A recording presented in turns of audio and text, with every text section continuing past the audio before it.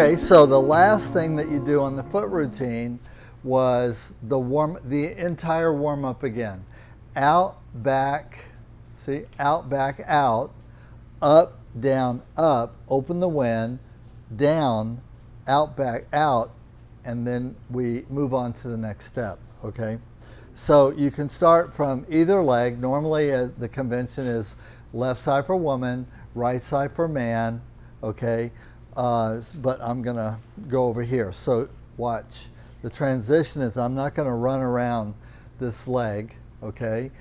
Sometimes even kind of intermediate students get in this thing where they appear to be loath or hesitant to move the client. And so you end up doing a lot of extra work, moving around a body part or moving around a leg or when you change sides, okay? So what we want to do is cultivate an attitude of efficiency. In other words, I'm always looking for what is the simplest and most direct way I can get from here to there. And if that means I have to move the client, well, don't take any pictures right now. You watch. It's new to you, okay?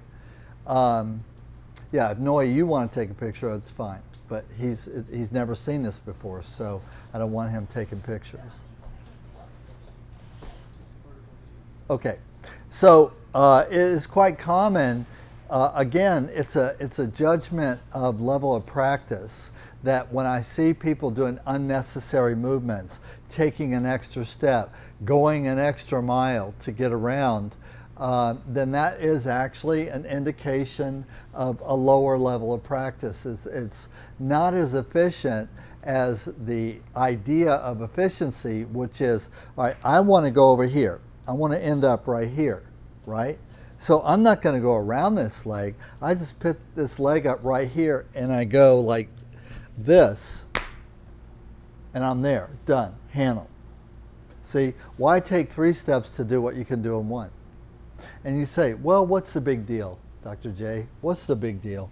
I said, well, if I take 2 extra steps every time I go to change position, after I've done 70 positions, I've now added 210 extra steps into my routine.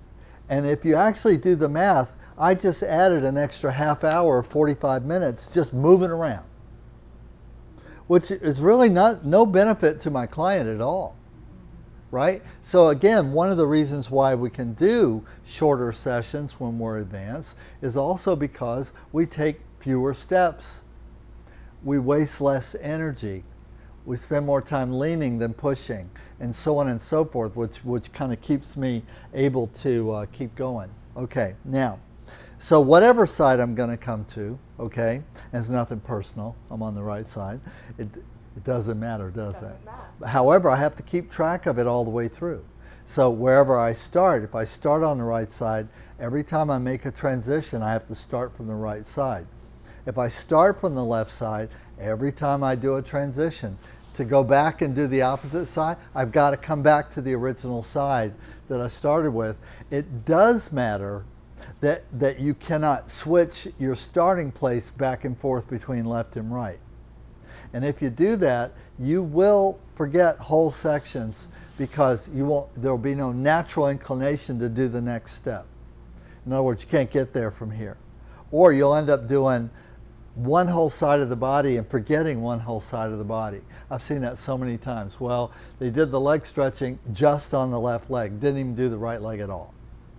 Okay? And it's because every time there was a transition, they either didn't transition or they went to the wrong side. Okay?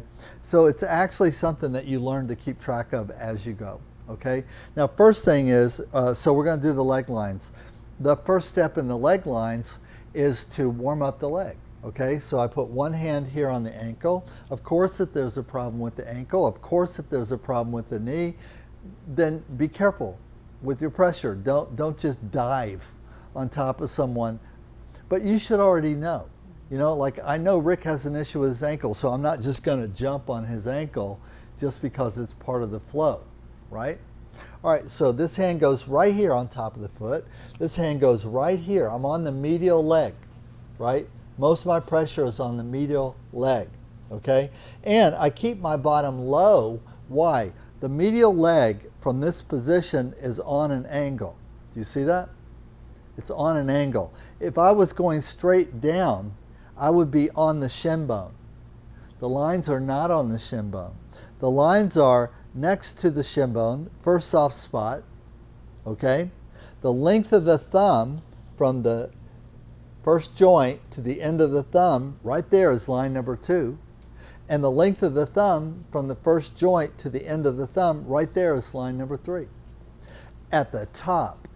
At the bottom, they're line number 1 immediately behind the ankle, line number 2 on top of the Achilles tendon in the hollow spot, and line number 3 is dead center in the middle of the Achilles tendon.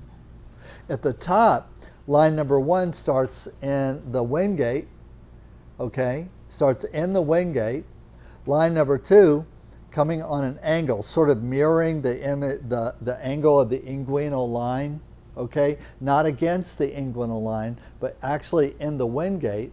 Line number 2 is the length of your thumb from the center of the wingate, medial, so line number 2 is here, and line number 3 is the length of your thumb from that point here, and that's line number 3. So line 1, 2, and 3 are 1, 2, and 3 on the top. They come closer together as you get to the knee. At the knee, it's first hollow spot, 1, length of the thumb 2, length of the thumb 3, and by the time you get to the ankle, 1, 2, and 3 are as tight as your fingers can go, right? So the wide separation at the top, narrow and close together at the bottom. Do you follow me? And why is that? Because the shape of the leg, okay? That's why. And it doesn't matter how big the leg is. You don't spread the lines out further because the client is fat. Okay, I know it's kind of a weird thing. When people think, oh, because the client's fat, how can I get around? You know, because if she was obese and weighed another 100 pounds or 2, the difference between the wingate on top and the medial line here could be 6 or 8 inches apart. It could be this far apart. Okay, I've actually worked on clients. If I had to keep a rule that these lines are evenly spaced apart on a person whose this thigh is this big around, then I actually ended up with the lines being 6 or 8 inches away from where they are. The measurement, like on the measurement, is not based on how wide the client is. It's based on the width of your thumb. And see, here's the thing. You can be Lizzo and 200 pounds overweight, 250 pounds overweight, and guess what? If I got a hold of her and I took a caliper and I measured the width of her thumb at the first joint, it would be the same if she weighed 200 pounds less. Do you see? There's certain anatomical parts that just because you balloon up, they don't actually get bigger. Your eyes don't go farther apart. Your thumbs are not wider. Your thumbs are not longer, and that's why the fingers look pudgy, because as you get inflamed, right, the fingers don't get longer, right? They're still the same size. The difference in the lines and points, the measurement is based on 2 things. One, this measurement here, which is the width of your thumb at the widest point of the first knuckle, okay? That's called sun. Sun. Say it. Sun. It's like sun, but instead of okay? Sun, okay, like S-O-O-N, sun, but it's S-U-N, okay? And then 3 times that, 1.5 times that, twice that are the other measurements. So 3 times 1, sun, is the length of your thumb from the center of this ball joint to the end of your thumb. So this distance right here is exactly 3 times the width of your thumb. And that never changes. Never changes. That's called uniform proportion and symmetry of the human body. Okay? In fact, did anybody, when Leonardo da Vinci's exhibit was traveling, did you get to go see it? You did? Anybody else? Yeah. Did you see his notebook? Yes. That little notebook? That little notebook? It was like this big and about this thick and had the teeny, like you'd have to use a magnifying glass to read it, only to find out that every word in it was written backwards. Wow. Right? Like a double-lock quill. You know, that's how tiny we're talking the writing in this book, which is this thick, but it's only about this big square, okay? Well, there's a drawing in it that is the most famous drawing of Leonardo da Vinci. It's been blown up and used a million ways, and it is the man standing inside a square inside of a circle with his arms outstretched and his feet outstretched, and the ends of the fingers touch the head. The circle touches the inside of the fingers, the head, and the feet. And then there's a square that touches 4 points inside that circle. Can anybody tell me what the name of that art is? That drawing? Vitruvian Man. Okay, that's the Vitruvian Man. Well, what does Vitruvian mean?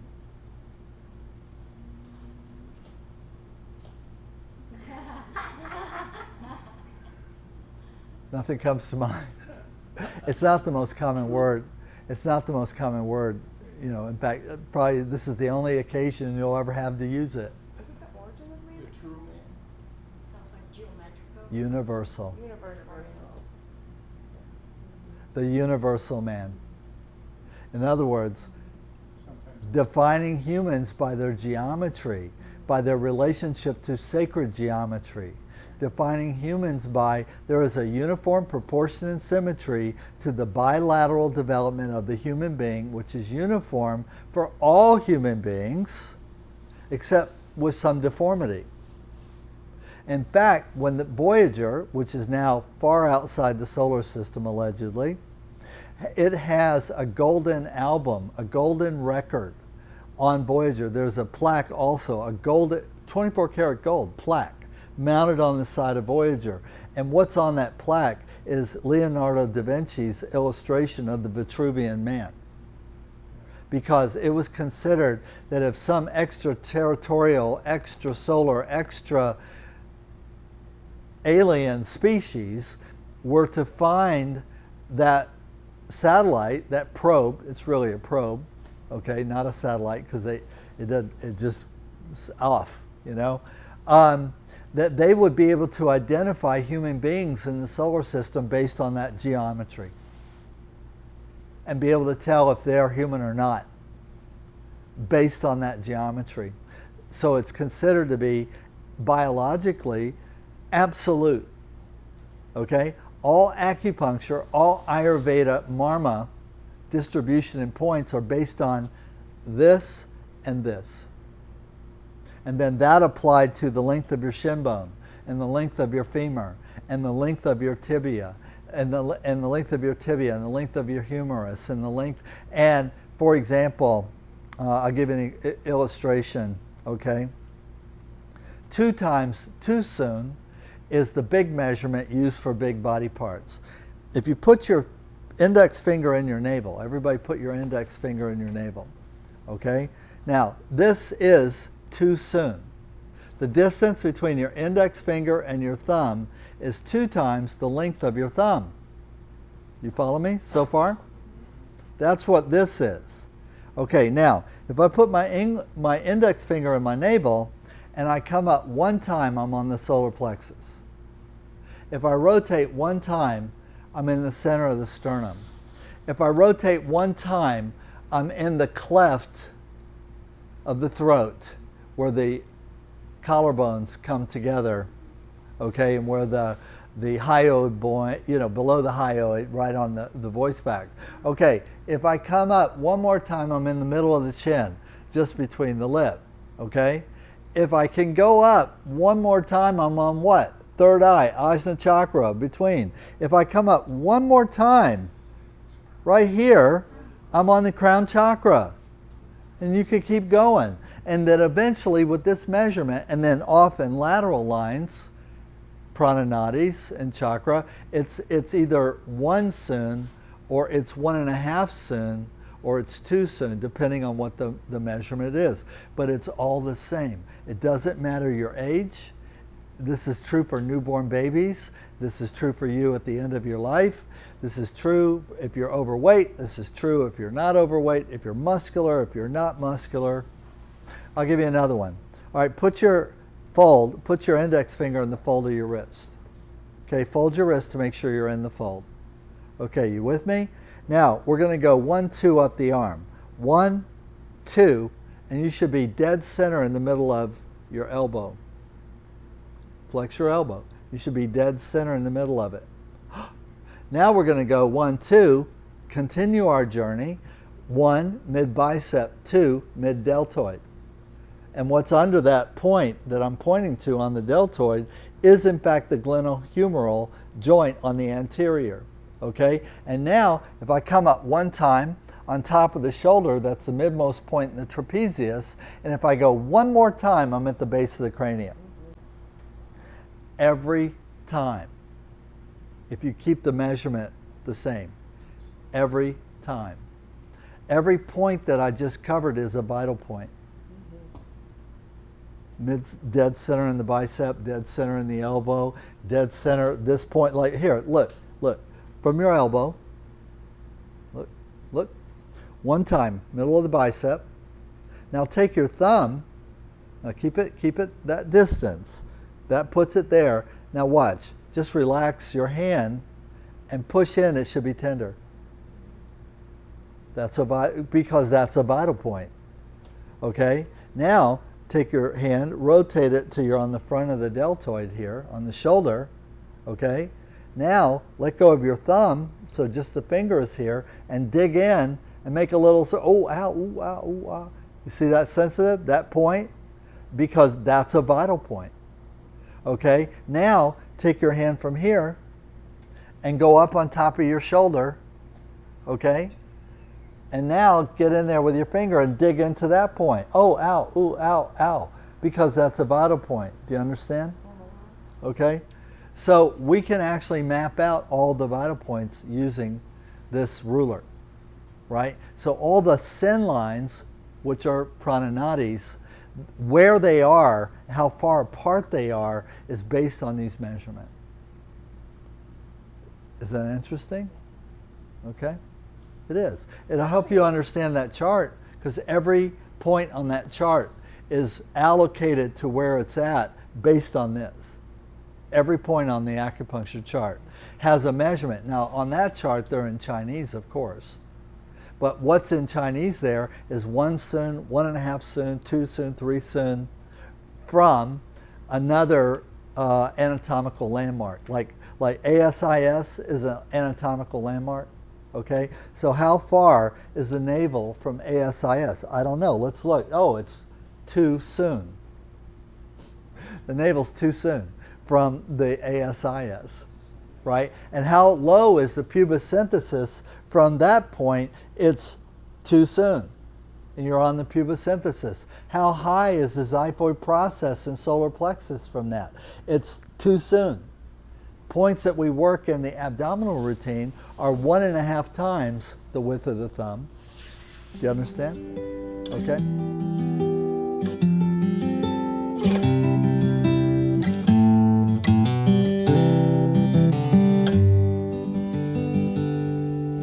Always find joy in the smallest of things. That is what we found in you. Oh, oh, oh, oh, you are joy. Never give up when the going gets rough. Hope is everything you need. Oh, oh, oh, oh, you are hope. Oh, oh, oh, oh, you are hope. And don't forget you're not alone. The Holy Spirit wants to guide you on. The journey, child, will never end.